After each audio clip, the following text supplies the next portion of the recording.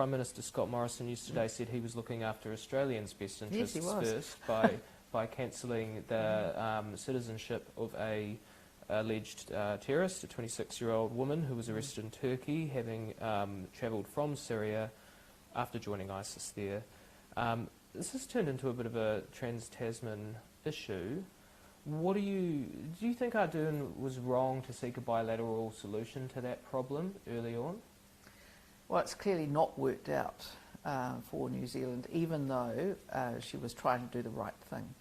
And I think one of the things that we see with the Australia-New Zealand relationship is that on many levels it's very good, but it is never helpful to ever think that Australia is not going to look after Australia's interests first. And so I think, look, I don't blame her for trying to do a bilateral. I think it's a responsible thing to do. But the problem is that the Australians have now moved to put their interests first, which is to not have a jihadi terrorist in there to look after, because they've already got some, by the way. So you wouldn't have raced to revoke the citizenship of this woman first? Well, we don't have that. We don't have quite the same ability in our law. But I do think it's time that we start to have a conversation where we have people with multiple citizenships and they're working against the best interests of New Zealand. I think, it's not somewhere where we've been, but I think it's somewhere we're going to have to think about. So, sorry, you're suggesting that we should consider revoking citizenships in these cases? We need to think about whether or not that is the appropriate response. And we can't leave people stateless. That is important from our point of view as a good international citizen. Because we trade on that relationship, don't we? I mean, we require that reputation, because we have few levers to pull otherwise. Well, Australia seems to be able to cope, don't they? They're a larger country, though, aren't they? Aren't they? And they act like a larger country. And so it is important that we have a good international reputation.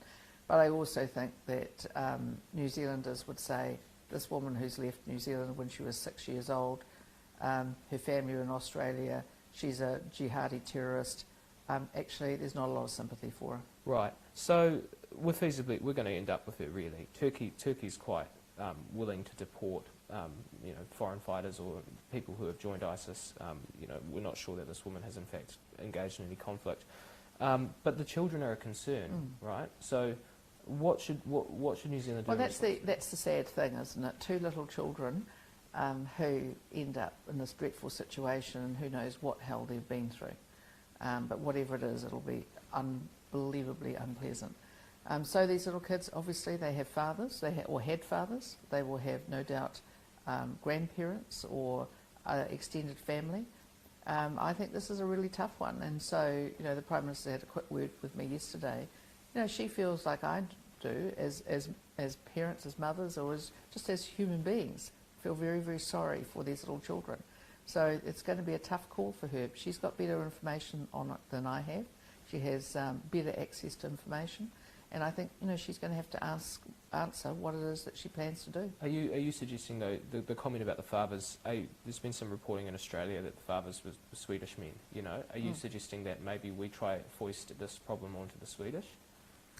Well, let's put it this way. If they are Swedish, then they will have rights or access to Sweden, I would have thought. So let's just see. I mean, would New Zealand be acting as a fair and honest broker there if we took the problem with these children's citizenship and turned it into a diplomatic tussle with yet another country? I think we'd be doing the right thing if we put children with their grandparents or close relatives rather than in foster homes in New Zealand.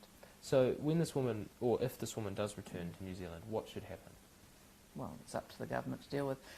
Laws will no doubt have been broken at some stage, and if they have, I just don't know what the government's going to do on this, and I think the government is slightly at sea as to how to handle it. Do you have any suggestions as opposition leader?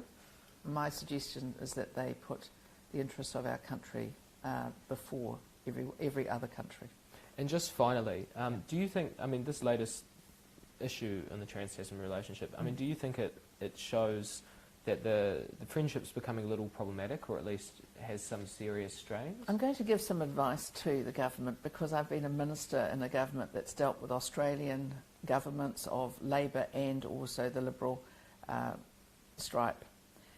It's never good to go and lecture the Australians about their relationships with other countries. And one of the things that I think that New Zealand ministers recently have made some very big mistakes on is lecturing the Australians about how they should have a relationship with China.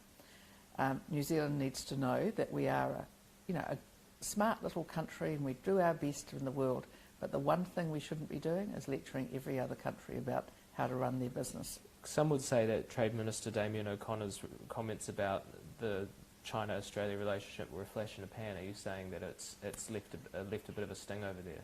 Well, yes, quite clearly. And Damien O'Connor has been a minister under Helen Clark. He's a minister now. These are sensitive issues for Australia. And we need to be always aware that we don't like other countries telling us how to run our business here, and actually nor do they like it when we do it. And does that apply to this situation? I don't think this is quite the same situation, but I do think that Australia has put their own interests first, and they've not put New Zealand. And New Zealand has come a very long way back in their interests. Thank you, Judith Collins.